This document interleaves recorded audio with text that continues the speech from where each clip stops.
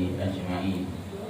وقال الله تعالى في كتابه الكريم: يا أيها الذين آمنوا اتقوا الله حق تقاته ولا تموتن إلا وأنتم مسلمون. سبحانك لا علم لنا إلا ما علمتنا إنك أنت العليم الحكيم. Amma ba'd. Hadirin Bapak Ibu rahimakumullah, alhamdulillah, dengan izin Allah kembali kita bisa melanjutkan taklim bulanan kita, dan kita masih membahas tema yang terlihat di layar, yaitu Ghazwul Fikri menjelang puncak fitnah Ad-Dajjal.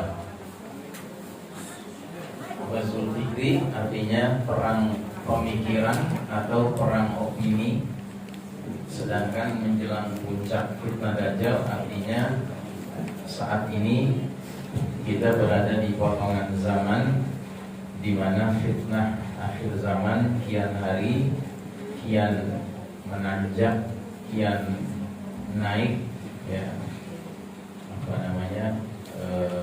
frekuensinya, dan kita patut khawatir bahwa kita sudah berada di potongan zaman di mana fitnah akhir zamannya tidak lama lagi akan mencapai puncaknya.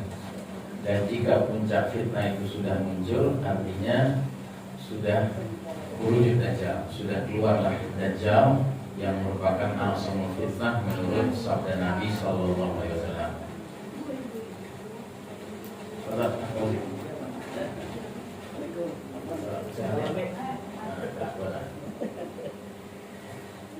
Nah, waktu itu kita sudah awali dengan pembahasan tentang kesadaran adanya konflik abadi dan konflik hakiki sepanjang sejarah Bani Adam, sepanjang sejarah umat manusia.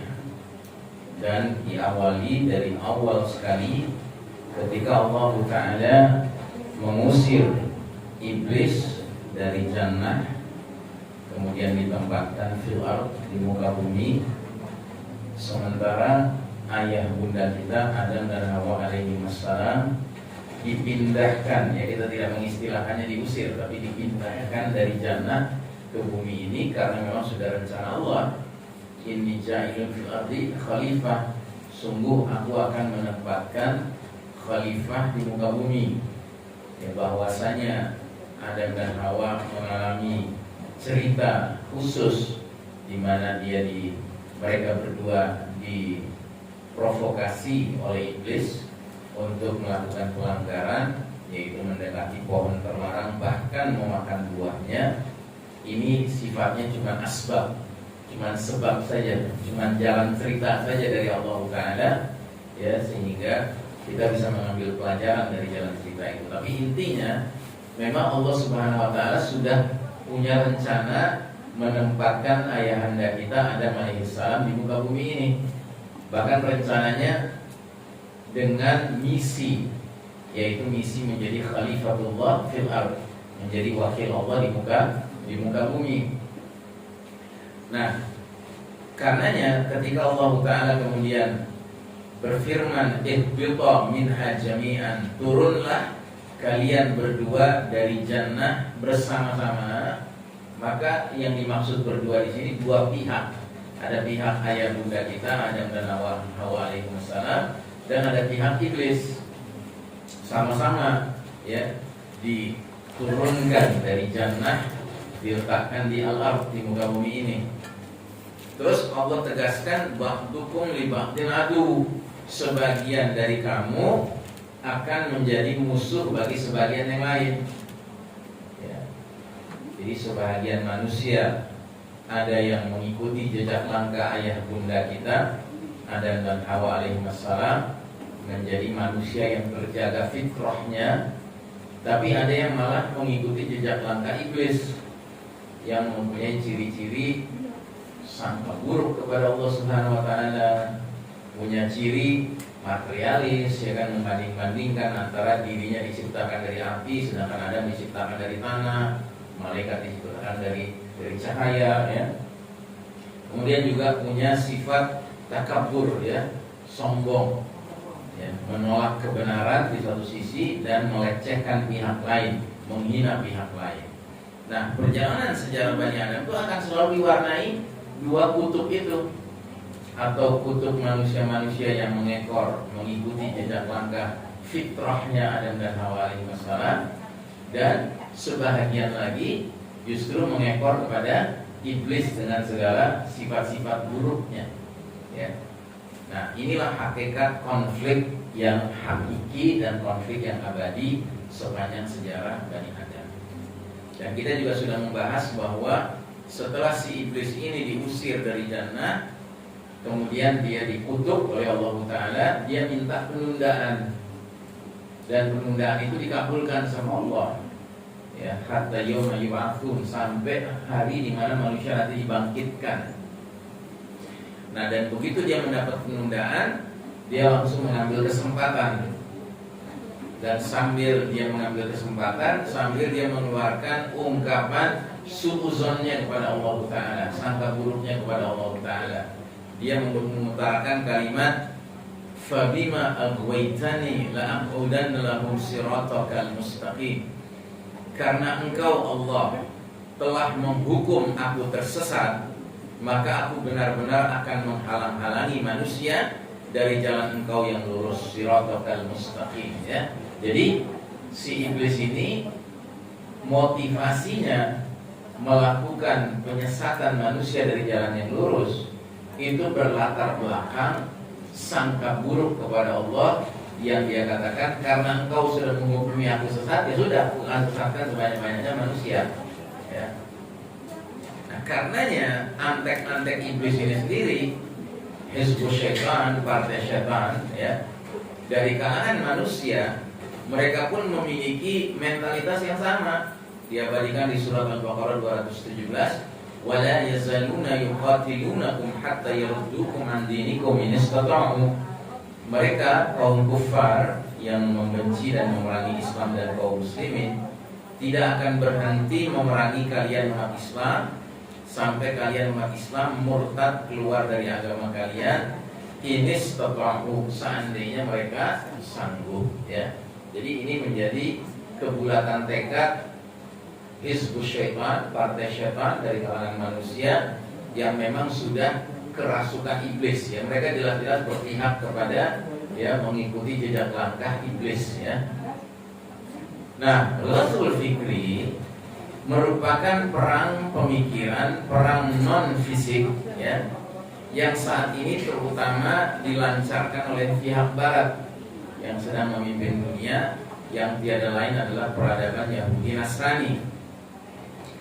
Dan kata Syekh Utsaimin bahwa Ghazwul Fikri ini lebih berbahaya daripada Ghazwul Askari atau Ghazwul Jasadi atau Ghazwul Silah, perang bersenjata, perang fisik, perang militer. Ya.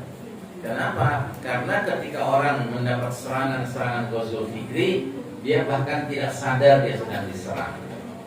Dia tidak merasakan sakit, bahkan sebaliknya dia merasakan kenyamanan yang membuat dia menuntut supaya lebih banyak peluru yang ditembakkan pada dirinya. Jadi bukan minta berhenti ditembak karena sakit, tetapi karena nyaman, karena merasakan kesenangan. Ibaratnya kalau dalam dunia medis tuh hormon dopaminnya tuh muncul terus-terusan, ya kan? Jadi akhirnya minta lagi, ya. Makanya lebih berbahaya Ghazwul Fikri daripada Ghazwul Askari. Perang pemikiran itu lebih mengerikan daripada perang fisik. Termasuk kalau orang sudah kena perang pemikiran, sesuatu yang mestinya dijauhi ditunggu-tunggu, 5 tahun sekali ditunggu-tunggu untuk ikut serta dia. Gitu. Tapi kalau yang sudah paham, ya kan, udah kapok, udah tobatan nasuha, gitu. Karena tahu bahwa ujung-ujungnya itu lagi, dia lagi. Karena semua sudah dirancang, semuanya sudah disetting sedemikian rupa untuk umat Islam itu sekedar nyoblos saja, sekedar ngasih suara aja. Tapi yang kita yang atur, siapa yang nanti jadi, yang jadi itu mereka yang atur. Karena ujung-ujungnya, pokoknya yang harus jadi yang tidak menjalankan Quran dan Sunnah.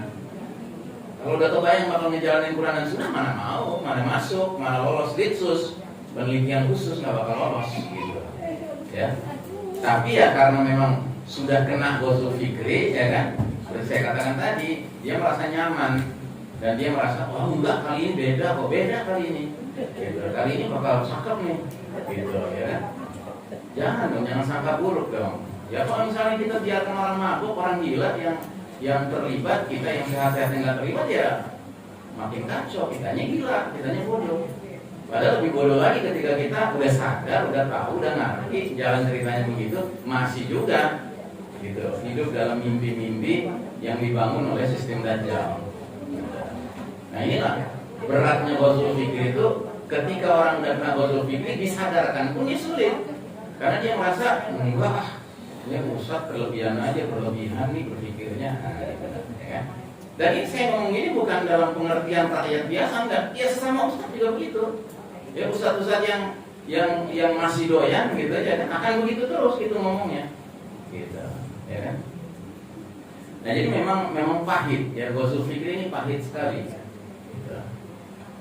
Kalau kita nggak benar-benar memiliki komitmen dengan tauhid, memiliki komitmen dengan al-Islam sebagai din, dan din itu bukan agama, tapi din itu jalan hidup. Kalau kita yakin Islam ini jalan hidup, kita nggak akan mau bahagian hidup kita yang manapun itu dicampur adukan dengan jalan hidup lain, nggak akan mau kita. Karena kita yakin sepenuhnya, raditu billahi rabba wa bil islami dina. Kan aneh kalau wirid kita raditu billahi rabba wa bil islami dina, di luar wirid kita raditu billahi rabba wa bis sekularisme dina. Gitu kan aneh. Gitu. Tapi ini masa sekuler Ustaz. Ini namanya kita nggak sebut nama itu, ya kan? Nanti kayak enakan musuh-musuh yang kerjanya nyakap itu kayak enakan. Gitu. Tapi kan intinya sama. Itu paham sekularisme juga. Karena permainan 5 tahunan itu, ya, ismenya, ideologinya itu fondasinya sekularisme juga. Fondasinya adalah tidak boleh mencampur adukan kehidupan nyata dengan agama. Agama itu ada di masjid aja, di musola aja. Kalau kehidupan nyata ini punya tuntunannya masing-masing. Nah, makanya saya katakan ghazwul fikri ini mengerikan sekali. Dia kalau sudah terkena pada diri seseorang, sekalipun orang itu muslim, sekalipun ngaji, ya kan? Dia tuh susah banget itu, ndablek istilahnya ya, untuk benar-benar sadar tuh ndablek banget. Kenapa? Ya karena memang sudah kena ghazwul fikri. Dan memang tujuan ghazwul fikri itu adalah talbis iblis, kalau kata Ibnu Jauzi, ya. Ibnu Jauzi itu nulis buku judulnya Talbis Iblis. Talbis iblis itu artinya tipu daya iblis. Kalau orang udah kena tipu daya iblis, ya kan, itu susah sekali disadarkannya, kecuali kalau dia memang benar-benar punya kesungguhan untuk berubah, untuk mau merenung, untuk mau mengevaluasi, untuk mau muhasabah, murajaah, ya kan, dan kemudian mendapatkan masukan-masukan yang memang sesuai hidayah. Itu barulah dia bisa akhirnya terlepas dari efek-efek racun-racun toksik dari ghazwul fikri. Ya. Nah, apalagi kita sekarang sedang menjalani zaman di mana fitnah itu semakin hari semakin memuncak, ya. Nggak ada fitnah yang semakin menurun di akhir zaman ini. Fitnah akan semakin memuncak sampai datangnya puncak fitnah, yaitu Dajjal. Makanya hadisnya berbunyi seperti ini: sungguh fitnah sebagian kalian lebih kukhawatirkan, lebih kutakutkan dari fitnahnya Dajjal, dan tidak ada seorang pun yang selamat dari rangkaian fitnah itu, melainkan dia bakal pasti selamat pula menghadapi fitnah berikutnya. Dan tidak ada fitnah yang dibuat sejak dunia ini hadir, baik fitnah yang kecil maupun fitnah yang besar, kecuali dalam rangka menjemput datangnya fitnah Dajjal. Jadi fitnah Dajjal itu ibaratnya puncaknya gunung fitnah, ya, dan kita sekarang makin hari makin tahun yang akan makin menghadapi fitnah yang makin berat. Makanya kalau kita di level paling rendah dari fitnah itu sanggup bertahan, ya, istiqomah, sabar dengan tauhid, dengan keimanan kita, maka pada level berikutnya insya Allah kita juga akan sanggup. Tapi kalau di level yang paling rendah saja, kena fitnahnya sudah mengalami kontaminasi, polusi, ya kan, maka menghadapi fitnah berikutnya lebih berat lagi kontaminasinya. Kenapa? Karena fitnah berikutnya lebih berat dari fitnah sebelumnya. Sedangkan yang lebih ringan jadi udah kena, apalagi yang lebih berat, ya kan? Begitu. Makanya taubat itu nggak pernah ada ceritanya boleh ditunda-tunda. Nggak ada ceritanya ya nanti deh boleh taubat kalau udah tua. Sekarang kan masih muda kan ya pengen seneng-seneng dong, gitu, ya kan? Kapan lagi kalau bukan sekarang, gitu. Nanti lah kalau udah tua, udah peot, ya kan, udah nggak punya hawa nafsu lagi, ya kan, barulah kita taubat. Iya kalau sampai umur segitu, ya. Nah padahal fitnah makin lama makin berat. Nah belum lagi kalau kita kaitkan dengan hadis yang ini, yang dimana Nabi jelas-jelas mengingatkan kalau sudah masa menjelang Dajjal keluar, apa yang ada? Sinina khudda'ah, ya. Nabi mengistilahkan sinina khudda'ah, akan muncul tahun-tahun penuh tipu muslihat, gitu. Jadi memang tahun-tahunnya diwarnai oleh tipu muslihat yang begitu banyak. Bagaimana nggak tipu muslihat? Ngomonginnya 2002, pelaksananya sekarang 2023, gitu. Ngomongin apa 2002? Ngomongin bahwa memang ada rencana di wilayah ini bakal dibikin sebuah proyek besar. Nah, ketika 2023 dieksekusi, rakyat setempat mengatakan apa ini tempat tinggal kami sudah berabad-abad tinggal di sini, gitu. Bahkan udah ada perjanjiannya 2002 dulu, diingatkan, gitu ya. Jadi sakit, gitu. Sakit kita. Ini harus kita saksikan, dan ini bukan hanya di Rempang Melayu ya, tapi di berbagai titik-titik lain di negeri ini ya. Karena yang punya otoritas itu adalah pihak yang memang punya mentalitas pengkhianat. Karena punya mentalitas pengkhianat ya, dia nggak punya masalah mau menzolimi saudara sebangsanya sendiri, nggak ada masalah Pak.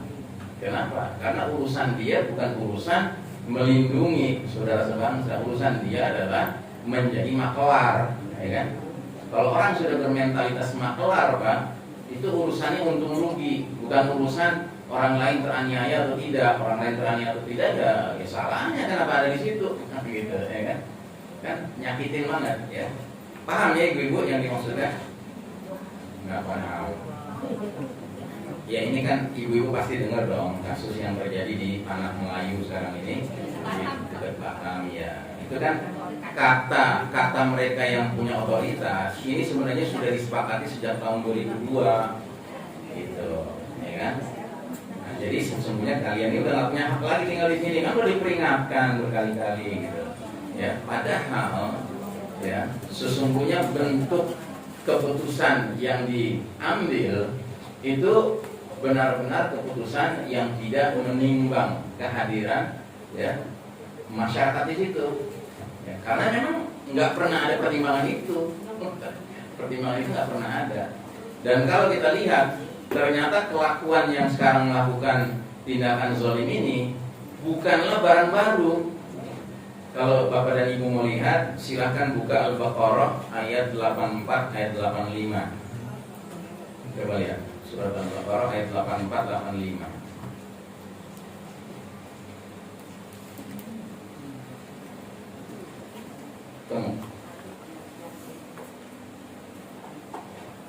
Jadi di ayat 84 itu disebutkan wa id akhadna mitsaqakum la tasfikuna dima'akum wa la tukhrijuna anfusakum min diyarikum thumma aqrartum antum tashhadun. Dan ingatlah ketika kami mengambil janji kalian di sini Bani Israel, ya. Bani Israel, bangsa Israel itu telah diambil janji. Apa janjinya? Janganlah kalian menumpahkan darah kalian, maksudnya membunuh orang, ya. Dan janganlah kalian mengusir diri kalian, maksudnya mengusir saudaramu sebangsamu dari kampung halamanmu. Kemudian kamu berikrar dan berjanji. Terus kamu berjanji, enggak, kami akan bunuh, kami enggak akan usir saudara sebangsa kami dari kampung halamannya. Terus di ayat 85, kemudian kalian Bani Israel ternyata membunuh dirimu, maksudnya membunuh sesama kamu sendiri, bangsa kamu sendiri, dan mengusir segolongan dari kalian dari kampung halamannya. Kalian saling membantu menghadapi mereka dalam kejahatan dan permusuhan, ya kan? Persis kan? Mentalitasnya persis gitu loh. Ya, makanya saya suka bilang BI dan BI ini sama gitu, bangsa Indonesia, bangsa Israel itu mirip gitu, ya kan? Di mana ada mentalitas Yahudi tengik gitu ya di tengah-tengah bangsa ini, gitu. Ya. Dan jika mereka datang kepadamu sebagai tawanan, kamu tebus mereka. Padahal kamu dilarang mengusir mereka. Boro-boro kalian nebus.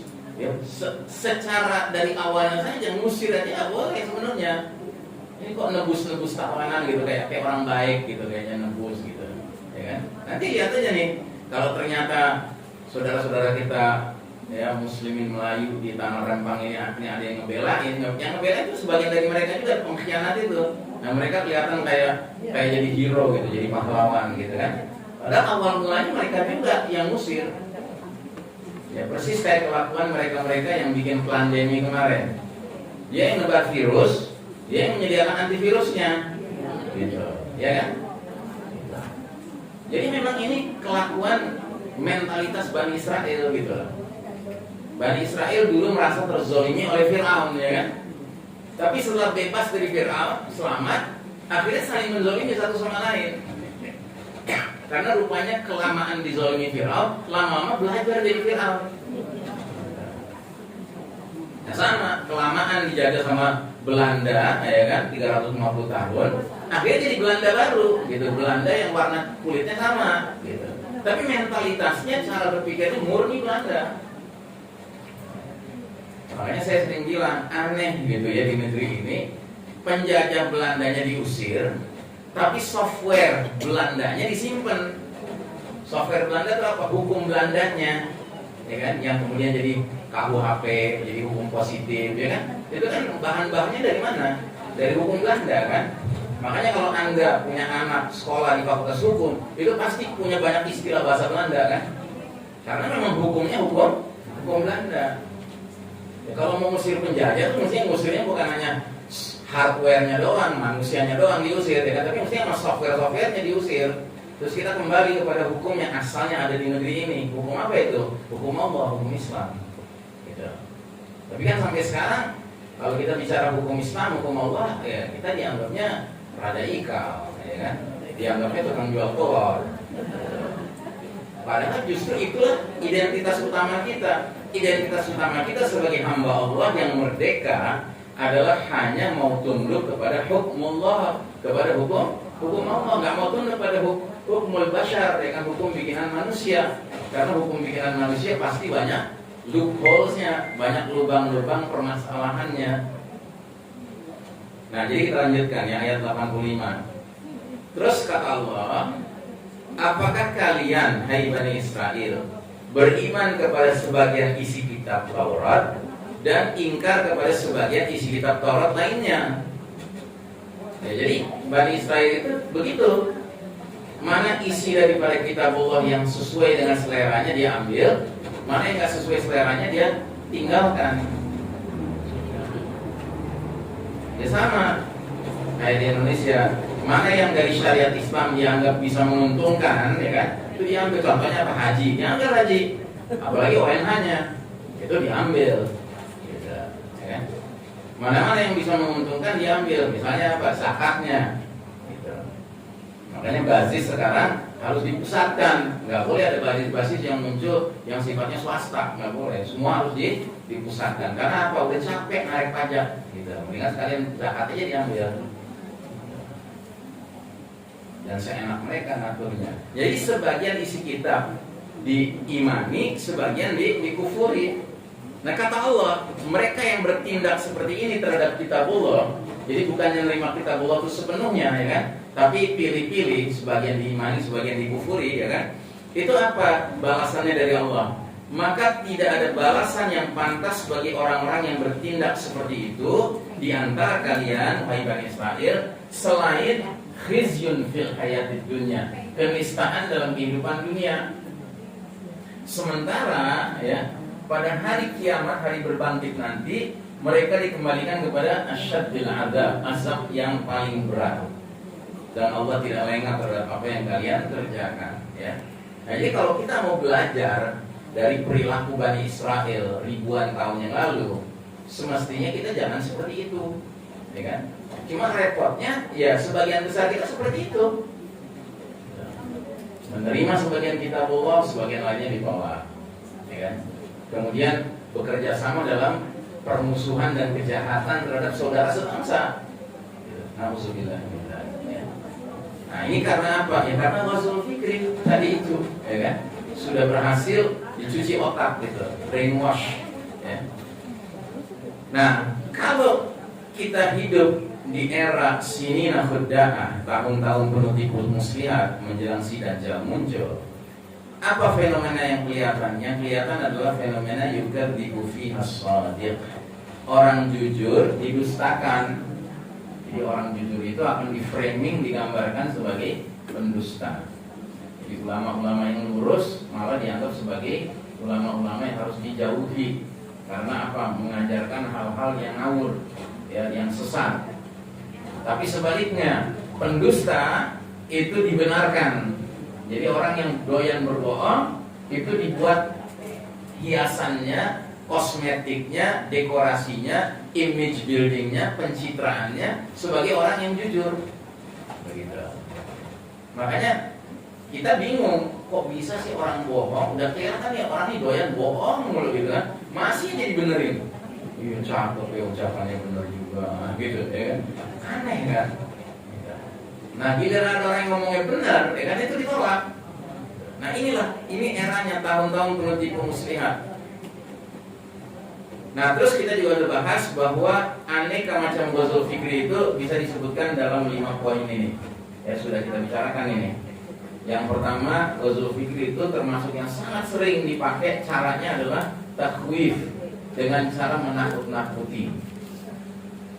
Ya, kemarin ini kita 2-3 tahun mengalami takhwif, ya, ditakut-takuti dengan virus yang namanya COVID, ya. Tapi Ustaz bener loh, ibu saya meninggal karena COVID. Tapi bener loh Ustaz, tetangga saya meninggal karena COVID. Emang bener, ya kan? Cuma masalahnya kenapa mesti diiringi dengan ketakutan massal gitu loh, ya. Padahal ada orang-orang tertentu kena COVID fine-fine aja, biasa-biasa aja. Dan makin dia biasa-biasa aja, makin dia nggak butuh ke rumah sakit. Dan makin dia nggak butuh ke rumah sakit, makin dia pakai bentuk-bentuk obat yang sederhana yang ada di sekelilingnya, makin kelihatan dia cepat sembuh. Gitu. Berarti kan babnya bukan bab virusnya, tapi bab keseluruhan temanya itu tema menimbulkan ketakutan massal, ketakutan global gitu loh.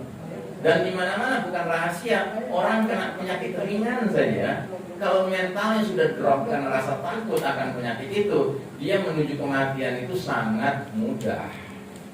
Dan sebaliknya kalau ada orang yang penyakitnya kanker sekalipun, tapi mentalnya nggak ngedrop gitu ya, hatta sampai dokternya udah bilang, Pak, Bu, kelihatannya umur Bapak tinggal 3 bulan misalnya gitu kan, dia nggak kena tuh pengaruh dengan ucapan itu. Tiba-tiba 30 tahun ketemu dokter, dokternya bingung, masih gitu, ya. Dokternya mati duluan, ya. Nah jadi tolong ya, ini harus disadari. Dan jangan salah ya, kalau kita berusaha mengambil pelajaran baik-baik dari kasus 2-3 tahun belakangan ini, ya, pandemi, yang saya tidak mau menyebutnya pandemi karena ini bukan wabah normal, ini bukan wabah natural, ini wabah yang direncanakan, didesain. Dan bukan saya ngomong, saya cuma mengutip aja pendapat dari mana? Dari ilmuwan-ilmuwan barat sendiri yang masih punya jiwa kritis, yang ketika mereka rilis hasil penelitian mereka di take down sama Facebook, di take down sama berbagai sosial media pemilik-pemiliknya. Karena apa? Karena sosial media pemiliknya sudah berkolaborasi dengan pemerintahan dunia gitu.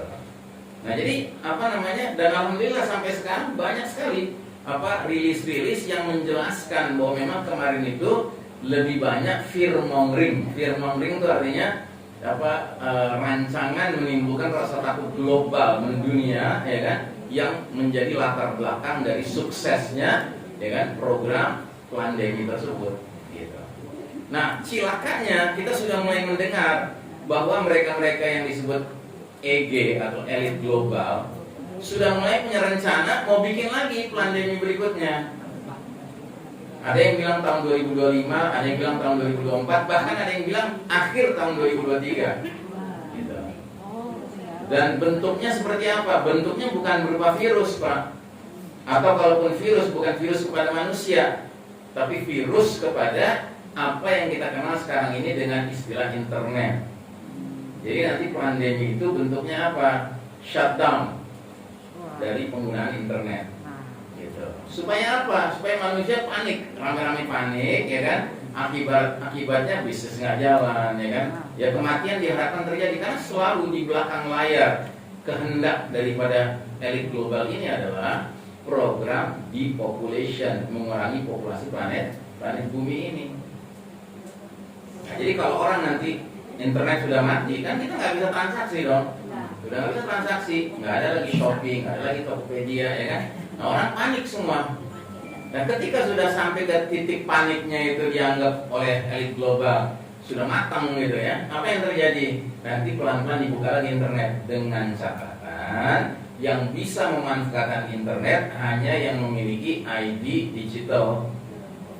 Gitu. ID digital itu apa bentuknya? Bentuknya nanti ditempel ke badan masing-masing. Gitu. Jadi nanti orang itu kalau nggak punya ID digital dia nggak bisa belanja. Ya kan? Ini mungkin Bapak dan Ibu nganggap, oh saya ngadi-ngadi nih. Bisa jadi saya ngadi-ngadi kalau saya nggak punya informasi sumbernya.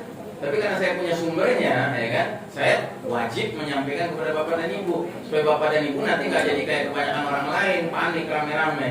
Ya, ingat ya, di dalam surat Al-Ikhlas kita baca berulang-ulang Allahus Samad, Allah tempat bergantung, bukan internet Samad, ya. Bukan internet tempat bergantung. Jadi kalau nanti internet mati, ya kan jangan kita ikut mati. Kan? Kita harus tunjukkan di depan Allah Ta'ala bahwa kita bergantungnya kepada Allah, bukan kepada internet. Tapi ini sudah dirancang, Mbak, ya. Dan ini diantaranya yang terang-terangan menyatakan rencana ini namanya Klaus Schwab. Siapa dia ini? Dia adalah pimpinan dari sebuah organisasi namanya WEF, World Economic Forum. Dan WEF ini setiap tahun di kota Davos di Switzerland itu mengumpulkan para pemimpin dunia dan orang-orang yang crazy rich, yang kayaknya gila-gilaan, termasuk para pemilik korporasi-korporasi, perusahaan-perusahaan kelas dunia, ya kan, ngumpul di situ, bikin rencana tahunan, Pak. Untuk apa? Untuk bikin tipu muslihat tadi yang saya jelaskan. Ini rencana mereka. Nah, kita ditakut-takuti dengan itu. Makanya Bapak dan Ibu, mari kita menjadi orang mukmin yang mempersiapkan diri menghadapi itu. Nah, caranya gimana, Ustaz? Ya caranya mesti dipikirkan, ya mesti dipersiapkan. Ya, contohnya misalnya, kalau kita sudah sadar memang itu akan terjadi, barangkali di antara kita harus memiliki, ada yang memiliki solar panel. Tahu solar panel? Panel surya. Jadi listrik kita itu nggak bergantung kepada gardu PLN gitu, ya kan? Yang mana makin tahun makin naik lagi harganya, gitu, tanpa kita sadari, ya kan? Terus saja naik itu harganya. Nah, kalau kita memiliki solar panel, ya kan? Kita itu, ya kan, matahari gratis gitu, dari Allah Subhanahu Wa Taala, ya. Itu salah satu contohnya saja, ya. Baik, nah jadi menakut-nakuti ini termasuk program Ghazal Fikri yang sekarang lagi rame-ramenya, Pak. Termasuk mereka menakut-nakuti dengan apa? Dengan program namanya climate change, ya, perubahan cuaca. Mungkin kalau Anda perhatikan, sekarang ini banyak kasus bencana-bencana alam yang terjadi di negeri-negeri tertentu, tapi ada keanehannya dibandingkan dengan bencana yang biasa. Contohnya kasus gempa di Maroko kemarin, ya. Itu ternyata beredar video-video amatir, ya, yang memperlihatkan ada blue light. Jadi ada cahaya warna biru di langit sebelum terjadi gempa. Jadi kayak kalau misalnya kita menjelang mau hujan lebat gitu kan, ada petir gitu kan. Nah itu kan langit tiba-tiba warnanya putih gitu kan. Ini enggak, ini biru warnanya. Dan itu enggak hanya sekali, tapi berkali-kali. Dan ternyata hal yang sama terjadi pada gempa Turki kemarin yang menimbulkan kematian belasan ribu orang. Itu juga ada terekam video, ada blue light muncul, ya kan, cahaya berwarna biru. Gitu. Termasuk kasus gempa di Meksiko tahun lalu 2022. Ya itu juga ada blue lightnya. Nah sehingga spekulasi mengatakan bahwa ini tampaknya bukan bencana alam yang sifatnya natural, tetapi lagi-lagi by design, ya kan? Dan teknologinya memang sudah sampai ke situ, yang disebut dengan HAARP, ya, HAARP, ya. Nah, jadi ini teknologi ini yang punya siapa? Ya, cuma satu negara, Amerika yang punya. Karena Amerika merupakan pion utama dari global elite, ya kan? Elit global itu pion utamanya Amerika. Makanya Presiden Amerika sekarang juga tentara banget, itu kelihatan kayak pionnya para global, ya, para kriminal elit global ini. Joe Biden itu terang-terangan mengatakan bahwa kita harus siap-siap untuk melakukan vaksinasi besar-besaran lagi, gitu. Karena apa? Vaksinasi kemarin belum menyentuh seluruh penduduk planet bumi ini, gitu. Apa sih belum kena? Pak Zul belum. Nanti dikejar, Pak. Nah, dikejarnya kalau nanti sudah terjadi pandemi dalam bentuk shutdown of internet, ya. Nanti vaksinnya itu berupa ID currency, ya, ID digital currency, ya kan, dimana tiap orang tubuhnya sendiri, mungkin di tangannya gitu, itu sudah menjadi alat untuk transaksi, alat untuk komunikasi dan seterusnya. Dan akhirnya semua orang tuh kayak udah jadi budak gitu, ya kan, dijerat lehernya dengan ID digital itu. Nauzubillahimindzalik. Nah, jadi Bapak dan Ibu rahimakumullah, mereka menakut-nakuti lewat climate change juga. Dan ini ternyata bukan hanya gempa, tapi termasuk banjir-banjir yang terjadi belakangan ini yang luar biasa. Skalanya itu luar biasa. Saya dengar di Libya kemarin tanggal 11 September terjadi banjir yang menewaskan 5.000 warga Libya. Ya, tapi beritanya nggak terlalu ramai. Tapi ini dahsyat, nggak pernah terjadi seperti itu di Libya. Ya, bisa banjir bandang seperti demikian. Ya. Nah, itu lagi-lagi senjata hard itu yang dipakai. Nah, yang lebih unik lagi yang kasus Hawaii, kebakaran, ya kan? Yang kebakarannya itu anehnya semua yang berwarna biru nggak bisa terbakar. Baik itu mobil berwarna biru, rumah yang gentengnya berwarna biru, ya kan, kain berwarna biru nggak kebakar. Kan aneh, kok api bisa pilih-pilih warna gitu. Ya. Jadi ada foto semua mobil yang terparkir di jalan itu habis hancur angus, tapi yang warna biru sama sekali nggak kebakar. Begitu juga rumah, ya kan? Kalau rumah atapnya warna biru, sekelilingnya rumah-rumah itu udah kebakar, dia nggak kebakar. Gitu. Dan uniknya khusus di Hawaii itu, yang punya rumah berwarna biru dan itu rumahnya biasanya mewah-mewah, itu orang sekelas Obama, sekelas Oprah Winfrey, ya kan? Sekelas Bill Gates, ya kan? Artinya mereka udah tahu, gitu, bahwa kalau mau bangun rumah di situ ya bangunnya atapnya warnanya biru. Karena mereka juga yang bikin kok, kan gitu. Aneh ya, aneh bin ajaib, ya. Tapi begitulah. Namanya juga sini nakhudda, ya, tahun-tahun tipu muslihat, ya. Nah, maka saudara rahimakumullah, menakut-nakuti ini masih menjadi senjata mereka yang paling ampuh untuk membuat masyarakat yang cenderung nggak punya kemampuan berpikir lain, ya, untuk menjadi kumpulan manusia-manusia yang tunduk patuh berserah diri sepenuhnya kepada pengelola otoritas. Itu yang punya otoritas, yang punya kekuasaan. Gitu. Nah, terus yang kedua, tasyki, menimbulkan keraguan. Ya, jadi ghazwul fikir itu menimbulkan keraguan terhadap apa? Terhadap semua yang benar. Tapi justru menimbulkan keyakinan kepada apa? Kepada semua yang batil. Gitu. Jadi kepada semua yang benar ditimbulkan rasa ragu, rasa bimbang. Gitu kan? Apa benar Islam itu bisa menyelamatkan dunia akhirat? Apa benar Al-Quran itu firman Allah, ya kan? Atau jangan-jangan ini memang karangannya Muhammad, ya. Terus mereka timbulkan tasyik, keraguan-raguan, ya.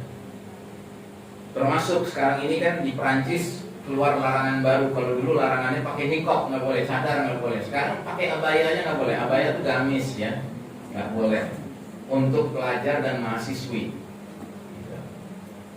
Kenapa? Karena masyarakat Prancis itu benar-benar contoh ideal dari masyarakat Barat. Sedangkan masyarakat Barat sebagian besarnya logika berpikirnya adalah perempuan itu adalah dekorasi, hiasan. Dan hiasan itu harus memuaskan siapa? Yang melihatnya. Dan yang melihatnya siapa? Laki-laki, ya kan?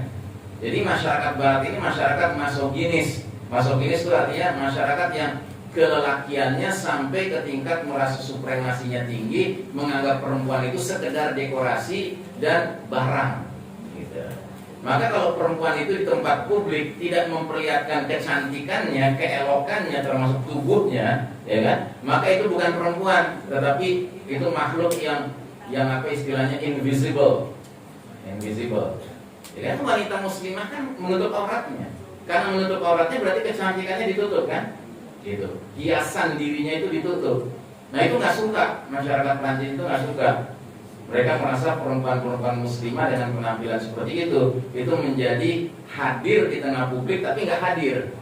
Kenapa nggak hadirnya? Ya nggak kelihatan, gitu. Nggak bisa memuaskan penglihatan yang penuh dengan syahwat dari laki-laki barat kafir.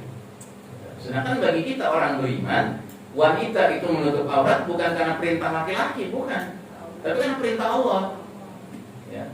Dan karenanya kita masyarakat beriman tidak memandang mulia atau bernilai tidaknya wanita itu tergantung berapa banyak aurat yang dia perlihatkan, bukan itu kan. Kita menilai wanita itu berdasarkan kepribadiannya, berdasarkan akhlaknya, berdasarkan kecerdasannya, berdasarkan manfaat tidaknya, maslahat tidaknya dia bagi orang-orang terdekatnya, terutama bagi suaminya dan bagi anak-anaknya, kan begitu. Tapi kalau bagi mereka tidak. Perempuan itu baru dapat nilai kalau dia bisa mempertontonkan auratnya. Bahkan sampai ada sebuah artikel menjelaskan bahwa maaf ya, penari telanjang, striptease ya kan, itu gajinya itu setara dengan lawyer. Lawyer itu apa? Pengacara. Ya, pengacara itu gajinya besar kalau di barat, Pak. Di Indonesia juga besar. Makanya firma-firma pengacara itu kan mewah-mewah, Pak. Coba lihat si Hotman London, Hotman Paris ya, Hotman Paris ya kan. Coba lihat dia kaya raya kan. Ya, pengacara itu dibayar besar. Nah di barat itu kalau perempuan mau tari telanjang, ya kan, itu bayarannya mirip seperti lawyer. Jadi kemuliaannya atau nilai dirinya itu tergantung seberapa banyak dia mau melacurkan dirinya. Jadi kalau dalam Islam tidak begitu. Wanita yang mulia adalah wanita yang memang dinilai mulia karena agamanya, karena kepribadiannya, karena kecerdasannya, karena maslahat tidaknya dia bagi orang terdekat sekitar dirinya. Begitu. Makanya Nabi sampai mengatakan wanita dinikahi karena 4 sebab. Sebab kecantikannya, sebab keturunan kebangsawanannya, sebab kecantikan yang ketiga hartanya, ya kan, kekayaannya, atau sebab agamanya. Maka beruntunglah seorang laki-laki yang menikahi wanita karena sebab agamanya. Gitu. Nah, Barat tuh nggak ngerti itu. Barat tuh taunya bahwa ya wanita itu baru bernilai seberapa banyak dia mampu memperlihatkan auratnya, kecantikannya. Gitu. Terus gimana kalau wanita gumbrot? Ya nggak laku. Nggak laku. Gitu. Makanya di sana di Barat itu betapa semaraknya logika berpikir child free, ya kan? Nggak mau punya anak, karena punya anak berarti hamil berarti bisa gumrot nantinya, gitu, ya kan? Proses melahirkan, apalagi sesar, gitu ya, itu menimbulkan kerusakan tampilan. Karena bagi mereka inilah yang paling utama. Nah, jadi kita ditimbulkan keraguan terhadap kehormatan wanita menutup auratnya, dan ditimbulkan rasa yakin bahwa memang wanita juga mestinya gitu. Ya, wanita yang maju itu wanita yang mau memperlihatkan kecantikannya. Makanya lihat di negeri kita iklan-iklan billboard itu yang memperlihatkan wanita kan. Sesuatu ya, dan ini masih mending di Indonesia nih. Tapi kalau di Barat Pak, ngeri iklan-iklan billboard. Nah jadi kita ditimbulkan rasa ragu terhadap kebenaran yang datang dari petunjuk Allah, petunjuk Rasul. Tapi sebaliknya ditimbulkan rasa yakin yang datang dari bisikan setan. Yang sifatnya bisikan setan justru diyakini kebenarannya. Tapi yang justru menimbulkan menampilkan yang benar dari Allah dan Rasul itu kita dibuat untuk syak, ya, ragu gitu. Benar apa enggak sih? Nah terus tadlil, penyesatan, ya. Mereka menyesatkan kita, ya, dengan cara kita diajak untuk berpikir bahwa menjadi muslim saja nggak cukup, tapi harus pakai embel-embel.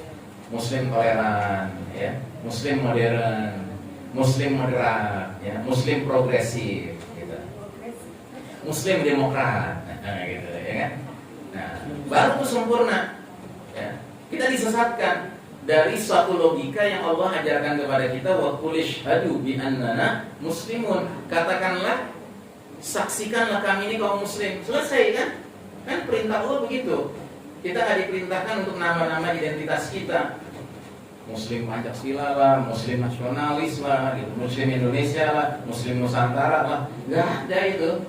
Tapi kita ditimbulkan kesesatan untuk menganggap bahwa kalau nggak begitu nggak sempurna keislamannya. Gitu. Jadi disesatkan Pak, dari yang lurus, dari yang lempeng. Ya. Terus tazyin itu memperindah. Jadi sesuatu yang jelek di mata Allah itu justru dibuat jadi kelihatan indah. Ya. Pengkhianatan kelihatan indah, gitu. Ya, kedustaan diperlihatkan kayak indah. Jadi kalau seorang laki-laki itu setia dengan istrinya, seorang wanita setia dengan suaminya, itu dibuat sebaliknya, dibuat rusak ini, ya. Ya mana seru gitu hidup sama satu laki mulu gitu, sama satu perempuan mulu gitu. Nggak bagus itu. Ya, itu namanya nggak ngerti pentingnya variasi. Nah, gitu. Nggak bosan. Nah, tapi nggak bosan gitu. Tapi sebaliknya, kalau dia benar-benar jajan di sini, jajan di sana, gitu kan, itu diperindah, dikesankan sebagai Casanova, ya kan? Casanova kan film tuh, film yang menggambarkan tentang seorang laki-laki hidung belang, gitu. Tapi dikesankan sebagai seorang laki-laki yang sukses, gitu, yang semua laki-laki lain ngiri sama dia. Dan semua perempuan ingin sama dia, ingin masuk dalam pelukannya. Nauzubillah. Jadi diindahkan, diperindah. Sesuatu yang rusak, yang jelas bobrok itu kan dibuat indah. Ya. Nah, termasuk yang bikin celemongan, gitu. Iya, dibikin celemongan. Apa sih celemongan? Belepotan, ya, belepetan. Gitu. Ya. Jadi nggak boleh identitas Islam yang murni pure itu nggak boleh. Yang boleh tuh identitas Muslim tapi belepetan. Belepetan dengan aneka identitas lain. Nah, jadi Bapak dan Ibu rahimakumullah, ini aneka macam ghazul fikri dan ini masih berjalan terus. Ya, mereka kadang-kadang pakai takwif, kadang-kadang pakai tasydid, kadang-kadang pakai tadlil, kadang-kadang pakai tazyin, kadang-kadang pakai tadwif. Kadang-kadang lima-limanya sekaligus. Gitu. Nah, adapun area ghazul fikrinya itu yang sekarang paling sering kelihatan adalah 5F ini. Ya, area fun, entertainment, hiburan, kesenangan, areal food, makanan, minuman, ya, areal fashion, seni berpenampilan, ya. Bahkan sekarang fashion ini diperkaya lagi dengan kampanye The Alphabet Community, ya, komunitas alfabet. Masih ingat ya komunitas alfabet apa? Komunitas alfabet apa? LGBTQI+, ya. Yang mana makin lama makin banyak. Nah, jadi orang berpenampilan serampangan seenaknya saja, ya kan? Itu silakan. Dan ini sekarang di Barat, ya, itu mulai dipaksakan ke level sekolah dasar.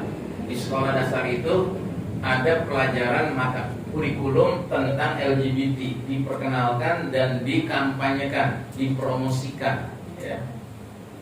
Supaya anak sejak kecil, ya, itu sudah teracuni dengan alphabet community. Terus film, tontonan, ya, bukan rahasia lagi, film-film yang ada ini semuanya adalah sarana ghazul fikri yang terdepan, ya, terdepan. Ya. Contohnya, ternyata kalau ibu-ibu pernah mengizinkan anaknya nonton Disney, ya, itu ada salah satu kartun itu tentang Pinocchio.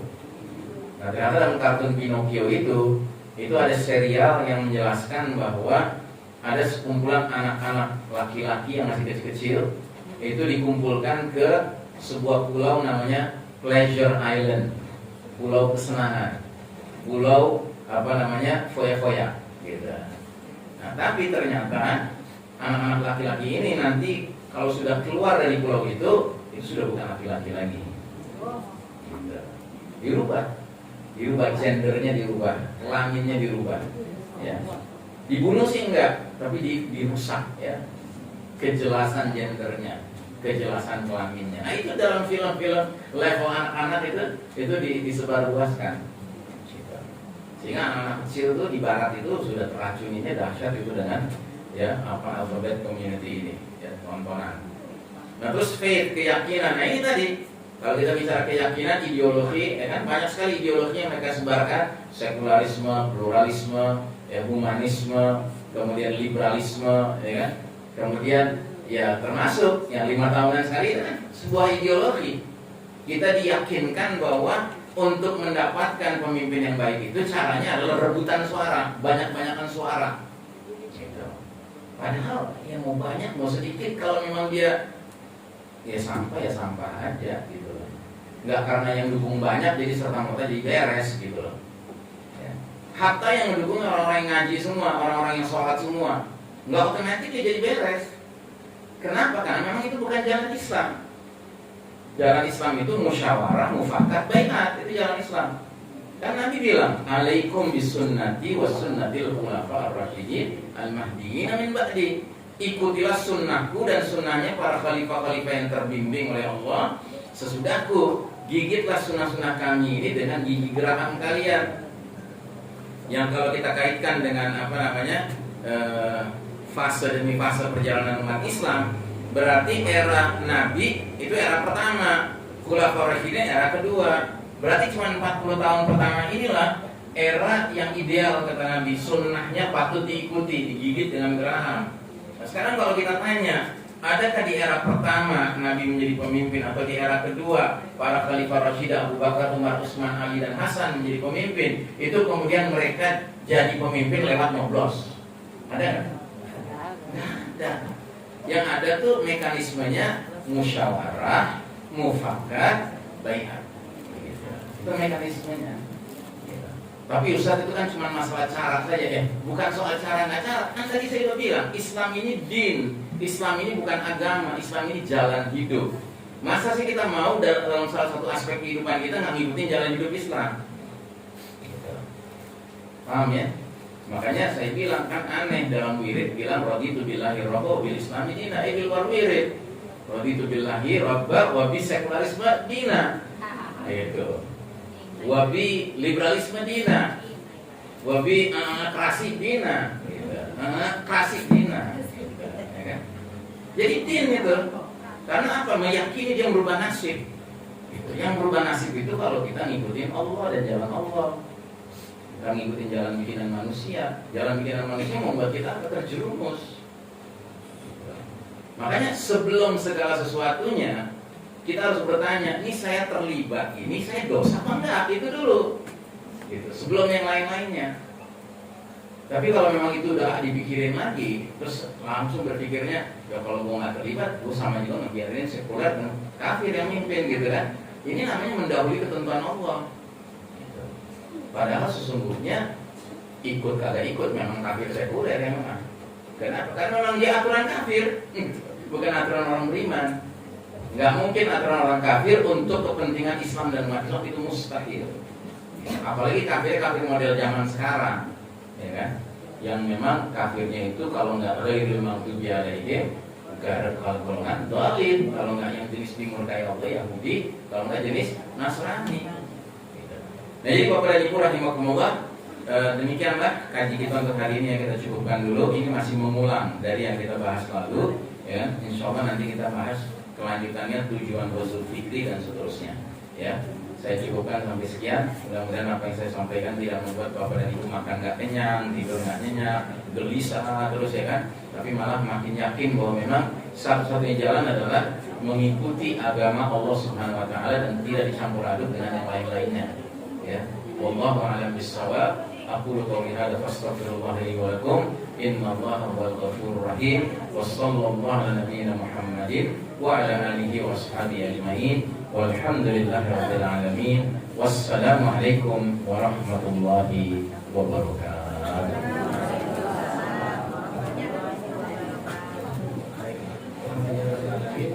Bapak Ibu, sudah selesai kajian ini tentang usul fikih.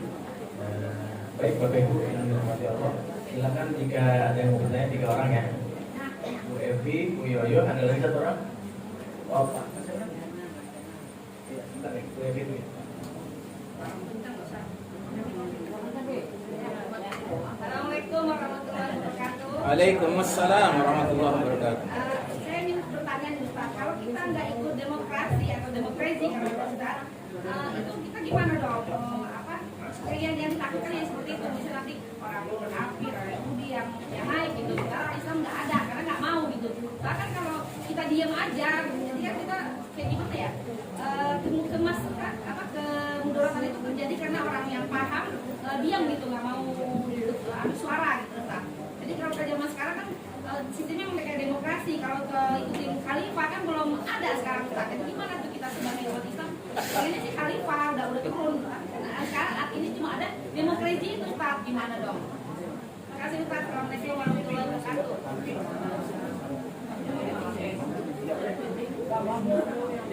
Gak apa-apa. Hanya dulu.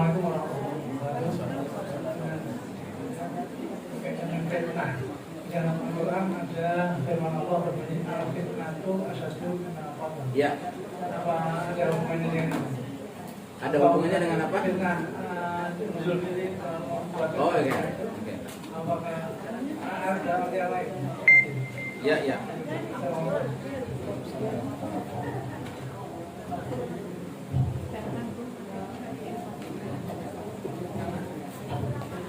Ini pertanyaan selanjutnya Ustaz.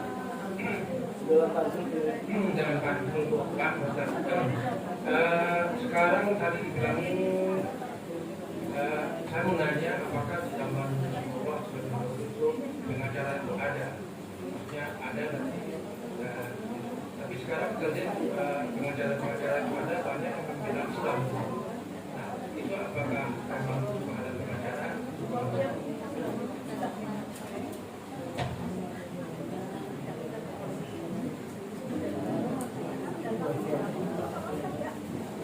Ya, terima. Ya, terima kasih kepada para penanya. Yang pertama, Ibu bertanya, kan sekarang belum ada khalifah, yang ada demokrasi. Ya udah kita pakai gitu.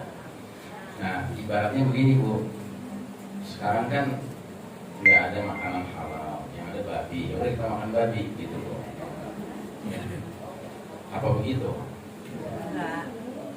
Padahal perbandingan seperti itu menurut saya nggak tepat juga. Karena apa? Sekarang ini bukan keadaan di mana makanan yang ada itu cuma babi. Ada makanan lain yang masih halal juga gitu. Cuma kita kurang mau serius nyari aja gitu. Nah ini juga sama. Artinya begini Bu, kita ini sudah terlalu lama dicekokin anggapan bahwa pesta 5 tahunan ini sangat amat menentukan perubahan yang akan terjadi. Padahal seperti saya katakan tadi, ini sebuah pesta yang panitianya semuanya sekuler, semuanya kafir gitu. Minimal sekuler, maksimal kafir. Yang berarti apa? Hasil kejayaan pesta itu akan menghasilkan apa-apa yang menguntungkan kaum sekuler dan kaum kafir. Kasar katanya, emang gak sadar juga akan begitu, atau tetap meyakini bahwa enggak bakal bisa kok nanti seorang muslim yang baik-baik yang benar-benar syarat rajin kan dia akan kalau sujud juga hidungnya nggak menyentuh gitu ke lantai gitu kan, kalau wudhu nggak perlu pakai gulung bajunya gitu kan. Nah kelihatan kok gitu orang baik bakal bisa kepilih gitu. Nah itu menurut saya berarti ibu masih cukup dalam untuk bermimpi Bu gitu. Kalau saya udah lama meninggalkan mimpi itu. Kenapa? Karena saya yakin memang tidak ada ceritanya faham bikinan orang kafir itu dirancang untuk kebaikan Islam dan umat Islam. Mustahil. Itu dari satu sisi. Dari lain sisi, tadi sudah saya katakan Islam ini din, Bu. Din itu artinya apa? Jalan hidup. Dan Islam ini bukan jalan hidup yang sekedar jalan hidup biasa seperti jalan hidup pikiran lainnya, tapi dia adalah dinullah, jalan hidupnya Allah.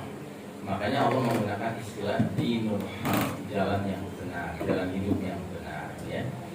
Nah karena dia jalan hidup yang benar, maka al-Islam ini punya 3 sifat.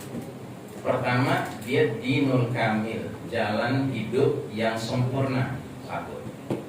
2, dia merupakan dinun mutakamil, jalan hidup yang saling menyempurnakan satu bidang dengan bidang lain. Terus yang ketiga, dia merupakan dinun syamilun, jalan hidup yang komprehensif. Komprehensif itu artinya apa? Artinya yang lengkap. Jadi Islam itu bukan jalan hidup yang hanya ngurus sholat, puasa, zakat, haji, ya kan? Bukan. Tapi Islam ini jalan hidup yang lengkap, yang ngurus bagaimana caranya kita buang air kecil, sampai ngelola kehidupan bernegara bahkan antar bangsa. Ya. Islam ini jalan hidup yang lengkap, Bu. Nggak ada satu bidang kehidupan pun yang dia diurus sama Islam.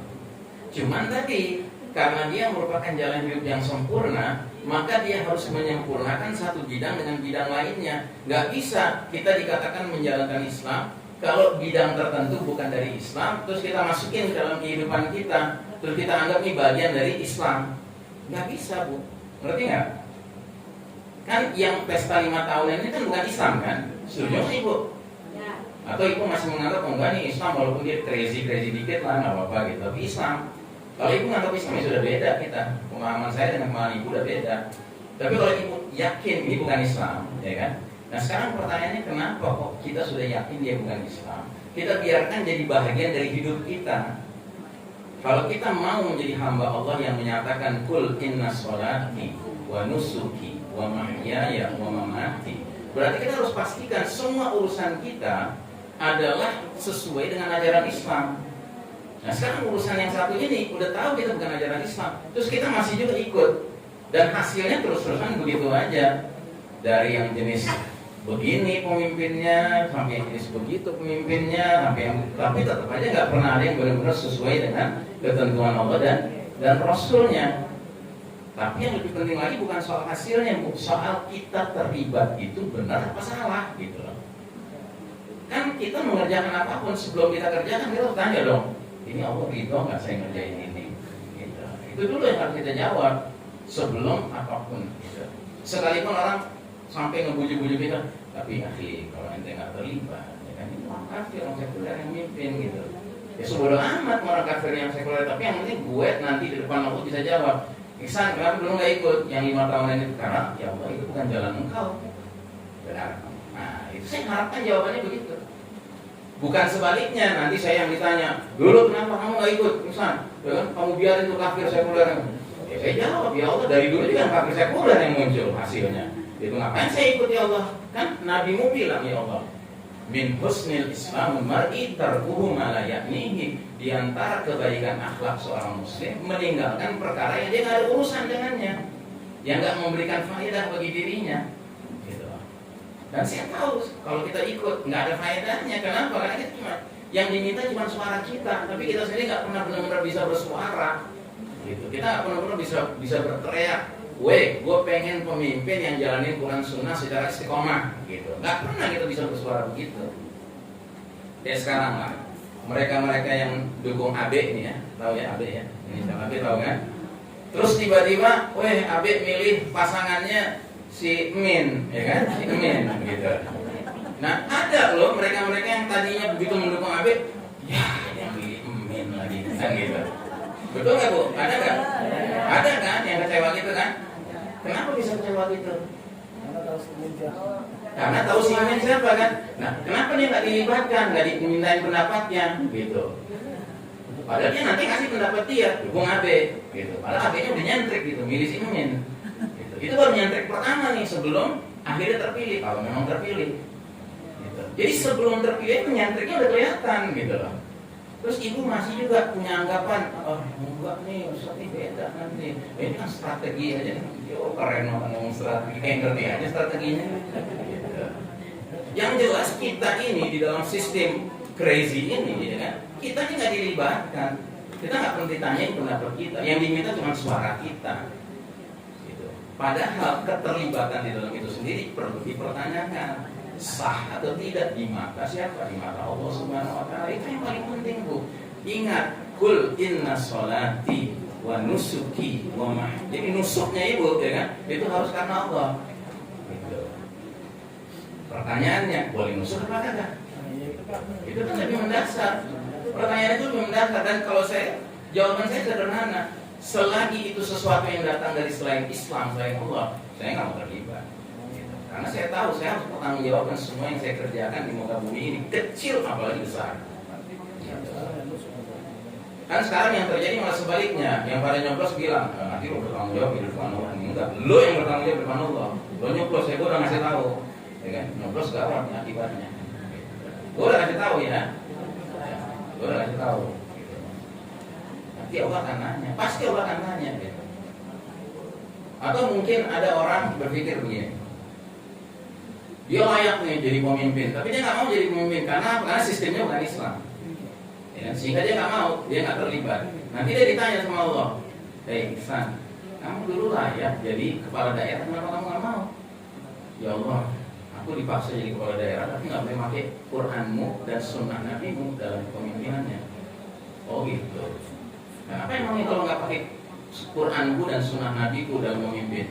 Ya nggak benar dong. Engkau kan yang nyuruh aku. Kalau mimpin itu ada perkara-perkara yang diperselisihkan, kembalikan pada engkau dan Rasulmu. Engkau yang nyuruh ya Allah. Ya, ngapain juga aku jadi pemimpin sementara aku nggak bisa berdaya menegakkan Quranmu dan Sunnah Nabimu? Oke, ya itu benar jawabannya. Tapi kan ada juga yang jawab gini, Ihsan Najung, kamu dulu jadi pemimpin. Gitu. Emangnya kamu mimpin pakai apa waktu itu? Ya pakai hukum bikinan manusia ya Allah. Emangnya boleh? Emang aku bilang boleh pakai hukum bikinan manusia? Oh pasti nanya begitu dong. Gitu. Nah sama, kita akan ditanya, Ihsan dulu kamu ikut nyoblos, kan? Emang kamu tahu bakal bisa menghasilkan pemimpin yang menegakkan Quran Sunnah? Aku tahu sih nggak bisa ya Allah. Kenapa kamu terlibat? Ya karena aku ngarep, kayak orang lain nggak pernah ngarep, gitu, ya kan? Orang lain boleh mimpi, masa saya nggak boleh mimpi ya Allah? Ya kan? Ya saya mimpi kamu mimpi buruk, gitu, nightmare gitu. Ya kan? Nah jadi tolong Pak, bayangkan kita berdiri di depan Allah menjawab pertanyaan. Kira-kira tingkah kita yang 5 tahun sekali yang kita rasa kayaknya kecil aja gitu kan? Tapi pengaruhnya besar itu, ya kan? Itu sah atau tidak di mata Allah? Karena sesungguhnya ajaran Islam tidak sama dengan ajaran lainnya, Pak. Kalau ajaran lainnya itu bidang-bidang tertentu saja yang diurus. Kalau Islam urus semuanya, Pak. Nah, karenanya kita harus make sure keterlibatan kita dalam urusan apapun memang sejalan dengan Islam. Tapi kalau nggak sejalan dengan Islam, ngapain juga kita terlibat? Ibu ya, ibu penanya pertama ibu ya, mohon maaf nih saya jawabannya tandas karena saya ini punya darah Batak. Tapi alhamdulillah bakis bu, Batak Islam, bukan bagian Batak Kristen. Berarti kita harus golput dong Pak. Kenapa? Harus golput berarti. Itu kesimpulan ibu, ya kan saya nggak mau nyebutnya gitu. Iya. Ngapain juga gitu kita ikut-ikutan nyebut pakai istilah-istilah mereka sebuleting kata orang Sunda. Gitu, ya kan? Pokoknya kita jalan tuh dengan keyakinan bahwa kita hanya mau jalan yang memang sesuai dengan ketentuan Allah, ketentuan Rasul. Yang nggak sesuai, mohon maaf, nyingkir dari hidup saya. Saya udah cukup taubat gitu. Dulu pernah terlibat ini, pernah terlibat itu, aduh maaf deh, nggak deh, capek gitu, ya kan? Gimana? Suara kita dipakai lain kalau kita nggak nyoblos? Emang dipakai, semua suara dipakai. Gitu. Memangnya ibu pikir kalau ibu udah terlibat, ya semua teman-teman ibu yang pada ngaji itu terlibat, suaranya benar-benar nyampe, belum tentu nyampe juga. Kalau mau pakai kardus dikasih gembok, gitu, ya kan? Udah kardus kasih gembok, gimana ceritanya? Emang ada jaminan tuh sesuai dengan yang masing-masing tunjuk, tusuk di berbagai tempat itulah angka yang sampai di pusatnya. Ya, ada jaminan juga. Orang kita tahu semuanya permainan kok, semua tergantung apa? Ya kan? deh, ujung-ujungnya dajjal. Nah jadi begitu ya Bu. Kalau saya bilang yang sekarang ini lebih penting kita kerjakan apa Bu? Kita mempersiapkan diri anak istri kita untuk kita bina, kita edukasi menjadi jundullah, menjadi tentara Allah. Kenapa? Karena jadwal sang pemimpin Al-Mahdi muncul sudah nggak lama lagi. Waktu kita nggak banyak lagi. Nah kalau ibu terlibat di dalam permainan 5 tahun, nah ibu pasti deh hampir semua waktu ibu tuh nontonnya yang bermain itu, yang diobrolin itu, ya kan? Sayang waktu kita. Kapan waktu kita mau mencetak diri menjadi orang yang dicintai Allah dan mencintai Allah, orang yang lemah lembut dengan sama orang mukmin, orang yang izzah di hadapan orang kafir, orang yang punya semangat berjihad di jalan Allah, orang yang nggak takut celahan orang yang suka mencela, mau dibilang rada ikal kayak tukang jual telur kayak terserah gitu. Yang penting saya berusaha menjalankan yang Allah perintahkan, yang Rasul perintahkan. Kalau akibat dari itu saya disebut tukang jual telur, ya silahkan. Yang jelas saya jualnya gratis gitu. ya kan? Pakai orang lain menzolimi lagi jualannya. Bapak ya, tadi apa pertanyaan? Kata kuncinya apa? Fitnah. Fitnah itu asyaddu minal qatl, ya kan? Jadi ayat itu berbunyi fitnah itu lebih berat daripada pembunuhan, ya.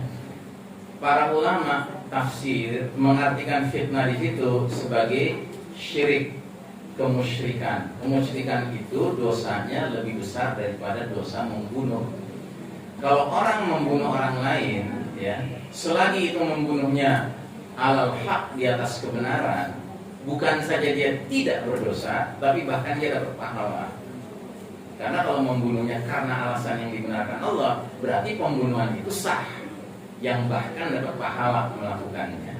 Sementara yang namanya syirik itu nggak pernah ada benarnya, nggak pernah ada syirik yang dikategorikan sebagai syirik yang rada-rada ringan gitu ya. Memang sih ada istilah syirik khafi dan syirik kabir, ya kan? Syirik akbar, ya kan? Syirik besar. Nah, tapi yang jelas kaitannya di sini dengan syirik yang besar, Pak. Jadi pembunuhan itu biar bagaimanapun dahsyat dampaknya, dia itu dosanya lebih ringan daripada mempersekutukan Allah Subhanahu wa taala. Ya. Nah, ini ngomong-ngomong Bapak nanya begini jadi terkait juga dengan pertanyaan pertama. Ustadz, ada nggak hubungannya keterlibatan kita dengan yang crazy-crazy itu dengan dosa syirik? Ada keterlibatannya. Di mana keterlibatannya? Keterlibatannya adalah dari istilahnya sendiri. Kata anu crazy itu sumbernya dari kata demos plus kratus, ya, bahasa Latin. Demos itu artinya rakyat, kratus itu artinya kekuasaan atau kedaulatan, ya. Jadi dengan kata lain, dia bermakna kedaulatan di tangan rakyat. Sedangkan Islam mengajarkan kedaulatan itu di tangan siapa? Di tangan Allah. Lillahi mulkus samawati wal ardh, milik Allah lah kerajaan langit dan bumi. Jadi Allah itu yang berdaulat. Di jagat raya ini yang berdaulat itu adalah Allah, Rabbus samawati wal ardh, ya kan? Rabbnya langit dan bumi, ya. Makanya pemuda-pemuda kafir ketika menghadapi rajanya yang tauhid, ya kan, yang melampaui batas, yang merasa dirinya sedemikian dikdayanya, udah kayak Tuhan aja kelakuannya, mereka mengatakan Rabbuna Rabbus samawati wal ardh, Rabb kami adalah Rabbnya langit dan bumi, begitu, ya, tanpa keraguan. Nah, di mana letaknya si crazy ini itu dianggap sebagai dosa syirik? Letaknya pada nanti yang jadi wakil-wakil itu, ya, wakil dari yang punya kedaulatan itu adalah manusia juga, ya kan? Ya kan? Yang bercokol di rumah perwakilan itu kan manusia kan? Gitu. Dan manusia-manusia ini diberikan hak untuk apa? Menyusun hukum, menentukan mana yang legal, mana yang ilegal di tengah masyarakat. Bisa nanti dari undang-undangnya keluar kalau di toko jenis gini-gini minuman keras itu legal. Nah, bisa begitu. Kalau tokonya memenuhi syarat gini-gini gitu. Sedangkan kalau dalam ajaran Islam, al-halalu bayyinun wal haramu bayyinun. Yang halal sudah jelas, yang haram sudah jelas. Nggak ada ceritanya kalau minuman keras itu ditemukannya di kapal penyelundup berarti dia haram. Tapi kalau ketemunya di mimbar masjid ya halal. Nggak bisa. Nggak bisa letak di mana minuman keras itu berada bisa merubah status hukumnya, nggak bisa. Tapi kalau di dalam undang-undang bikinan manusia, ya kan, yang karena rakyat yang berdaulat, jadi manusia punya hak untuk menyusun hukum. Nah, tindakan nyusun hukum itu menentukan halal haram, legal ilegal, itu tindakan yang sebenarnya menyebabkan penyusun hukumnya itu menandingi Allah, menandingi Rabbul Alamin. Makanya ada ayat, silahkan dicatat ya, terutama ibu-ibu yang masih doyan 5 tahunan, ya. Tolong catat. Surat At-Taubah ayat 31. Bunyinya apa? Ittakhadhu ahbarahum wa ruhbanahum arbaban min dunillah. Mereka orang-orang Nasrani ahli kitab telah menjadikan ahli ibadah mereka dan ulama-ulama mereka menjadi tuhan-tuhan selain Allah. Arbaban min dunillah, rob selain Allah. Terus seorang sahabat namanya Adi bin Hatim radhiyallahu anhu, dia mantan Nasrani, heran mendengar ayat itu turun, nanya sama Rasul, ya Rasul, kami orang Nasrani itu nggak pernah sujud di depan pendeta, menyembah-nyembah di depan pendeta. Kok Allah bilang orang Nasrani menjadikan ya pendetanya, ulamanya, ya kan, ahli ibadahnya sebagai Tuhan-Tuhan selain Allah? Kata Nabi begini, bukankah kalau Allah menyatakan sesuatu halal, pendeta bilang haram? Nah, kalian orang Nasrani ikut apa kata pendeta kan? Iya. Kalau Allah bilang sesuatu haram, pendeta bilang halal, orang Nasrani ikut mana? Ikut pendetanya. Nah, saat itulah itu bentuk penyembahan kepada pendeta. Menjadi pendetanya jadi Rob selain Allah. Nah, ini yang ada di rumah perwakilan tadi, karena mereka bisa merubah-merubah kan? Tadi minuman keras, kok bisa ada di toko yang jenis ini bisa jadi legal? Legal kan berarti halal. Jadi menghalalkan sesuatu yang padahal haram di mata Allah. Diikuti, ditaati. Bahkan sering dikutip-kutip lagi, menurut asal sekian bla bla bla bla gitu, ya kan? Itu boleh, ya kan? Nah, padahal kata Allah haram. Nah, berarti mengikuti mereka yang bukan Allah sama saja menjadikan orang itu sebagai Rabb selain Allah. Berarti dosanya dosa apa? Dosa syirik, mempersekutukan Allah Subhanahu wa Ta'ala. Makanya kembali kepada masalah si crazy ini, ya kan? Dia ini sebuah paham yang sesungguhnya mengajak kita untuk mari mempersekutukan Allah. Makanya kalau kayak di Inggris, Pak, itu jujur sekali. Di Inggris itu tempat berkumpulnya atau rumah perwakilan itu julukannya apa? The House of Lords. Ya, rumah tempat berkumpulnya Lords. Lords itu apa? Tuhan-Tuhan. Jujur sekali mereka, Pak. Gitu. Kalau di Indonesia kan sulit mengartikannya, dikaitkan ke sana karena apa? Julukannya sini Alek. Susah dipahami, Alek itu apa? Coba tanya sama Kang Ojek, Bang, Alek apaan sih? Apaan tuh Alek? Gitu. Pasti gitu. Kita jelasin, kepanjangan Bang itu singkatan anggota legislatif. Kita tanya lagi sama dia, ngerti nggak anggota legislatif? Nggak ngerti apaan tuh, ya kan? Kita sebut wakil rakyat baru ngerti dia, ya kan? Kalau di Barat, wakil rakyat itu disebutnya apa? Lawmaker, pembuat hukum. Clear. Oh iya, pembuat hukum dalam Islam, pembuat hukum cuma satu, Allah. Inil hukmu illa lillah. Hak menetapkan hukum hanya milik Allah. Nah, jadi mengakui sistem itu sama saja merelakan kita boleh punya manusia yang mewakili kita, yang boleh nyusun menentukan mana yang legal, mana yang illegal, mana yang halal, mana yang haram. Padahal hanya Allah yang boleh menentukan hakut tahlil wa tahrim. Hak menghalalkan dan mengharamkan itu hanya Allah yang boleh. Makanya kalau kita ya sudah yakin sesuatu itu mengandung mudarat masuk ke dalam tubuh kita, terus kenapa kita rela dia dimasuk ke dalam tubuh kita? Karena MUI sudah mengatakan dia halal. Gitu. Emang MUI Tuhan? Gitu. Kan enggak. Kita punya akal sehat yang harus kita gunakan. Nah, prinsipnya adalah kita tidak mau merelakan sesuatu yang sifatnya tidak halal, tidak thayyib masuk ke dalam tubuh kita. Tapi kan sekarang kita hidup di era segala sesuatu bisa dibeli, termasuk apa? Fatwa bisa dibeli. Fatwa halal haram. Jelas ya Pak ya? Yang bertanya tadi. Ya, jadi kalau mau dikaitkan ada kaitannya, dan itu lebih dahsyat dari pembunuhan. Fitnah, kemusyrikan itu lebih dahsyat daripada pembunuhan. Wallahu a'lam bishawab. Pertanyaan terakhir tadi. Pak Zul, pertanyaan. Di zaman Rasulullah apakah ada apa? Pengacara, Pak. Pengacara. Oh, seperti yang sekarang ada tim pembela Muslim, ya kan? Setahu saya tidak ada, ya kan? Tidak ada. Tapi ada yang namanya sahabat-sahabat tertentu yang bersegera memberikan upaya pertolongan kepada sahabat-sahabat yang lemah dari kalangan the have not, ya kan, yang fakir, yang miskin, termasuk yang budak, gitu kan, yang ketika disiksa, ya kan, oleh para musyrikin, ya, mungkin majikannya, mungkin ya musyrikin yang jahat, gitu ya, mereka bersegera datang dan menebusnya, gitu. Itu yang saya tahu ada. Tapi kalau dalam bentuk pembelaan hukum, ya kan, seperti yang sekarang ini ada tim pembela Muslim, begitu ya, kita tidak tahu. Setahu anak tidak ada, ya kan. Wallahu a'lam bishawab. Ya. Di garis besar ibu kan di desa.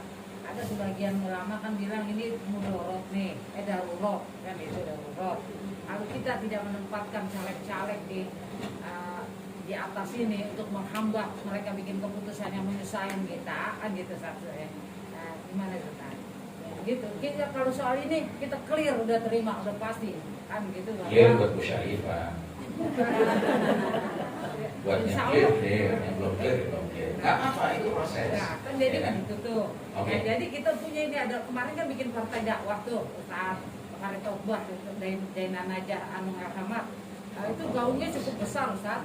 Karena gaungnya cukup besar maka buru-buru langsung ditangkap itu di kerangkeng mereka kan gitu. Nah partai dakwah ini akhirnya nggak punya pemimpin jadi bergabung ke partai umat begitu.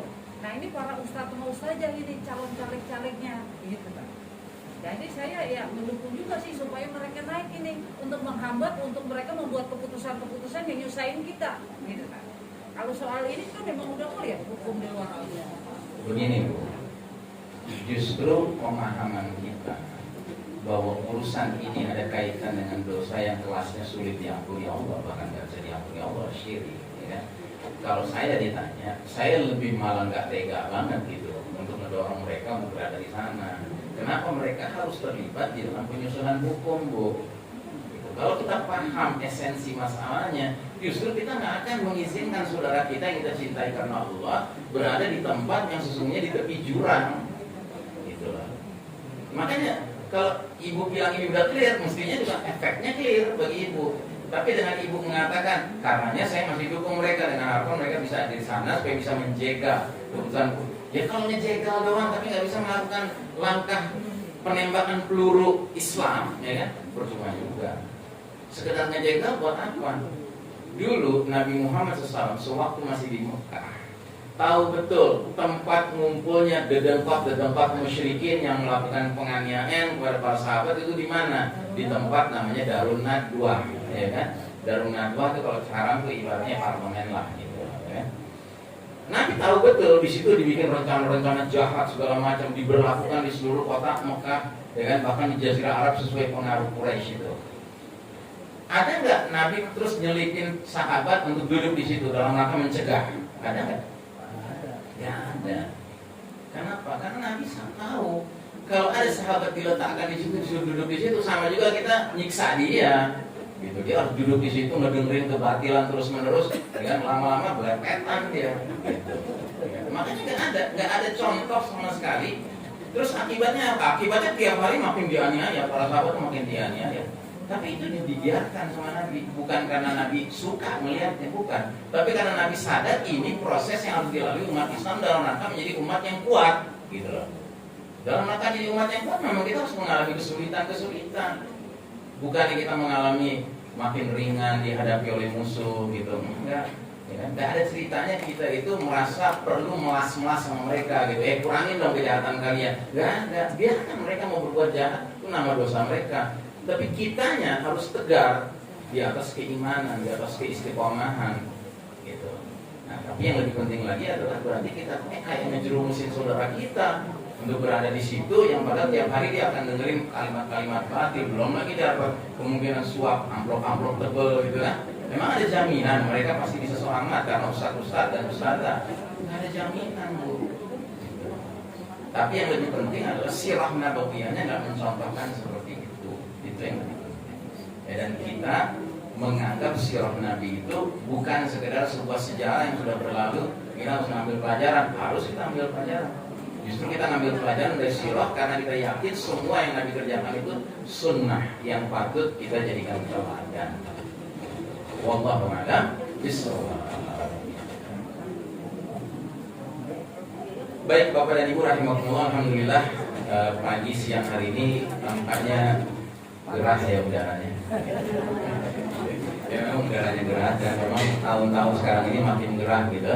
Jadi tolong Bapak dan Ibu, sebagaimana saya katakan tadi, tolong dikunyah-kunyah baik-baik apa yang kami jelaskan ini, karena niat kami tidak lain adalah menyampaikan al-haq, ya, mau disukai mau tidak disukai, that's another story. Yang penting al-haq itu sudah kami sampaikan, dan mudah-mudahan apa yang kami sampaikan ini mendatangkan manfaat dunia akhirat. Mudah-mudahan kita diberkahi Allah Ta'ala, dan mudah-mudahan apa-apa kebenaran yang akhirnya mulai terlihat di mata kita diberi kekuatan Allah mau mengikutinya. Dan apa-apa kebatilan yang makin terlihat di depan mata kita mau menjauhinya. Karena bukan sekedar tahu mana yang benar dan salah yang penting, tapi kita berdoa, Allahumma arinal haqqa haqqan warzuqna ittiba'ah. Ya Allah, tunjuki pada kami yang benar itu benar dan beri kami rezeki untuk bisa mengikutinya. Nah, jadi rezeki mengikutinya ini rezeki nih kalau kita bisa ngikut yang benar. Begitu juga arinal batila batilan warzuqna ijtinabah. Tunjukkan pada kami yang batil itu batil dan beri kami rezeki bisa menjauhinya. Jadi bisa menjauhi yang batil itu rezeki. Tahu yang batil tapi terus masih deket-deket gitu sama yang batil dengan alasan bahwa ya gimana ya kan daripada mendingan gitu ya. Terus aja pakai mana daripada mendingan. Kalau saya enggak ya kan.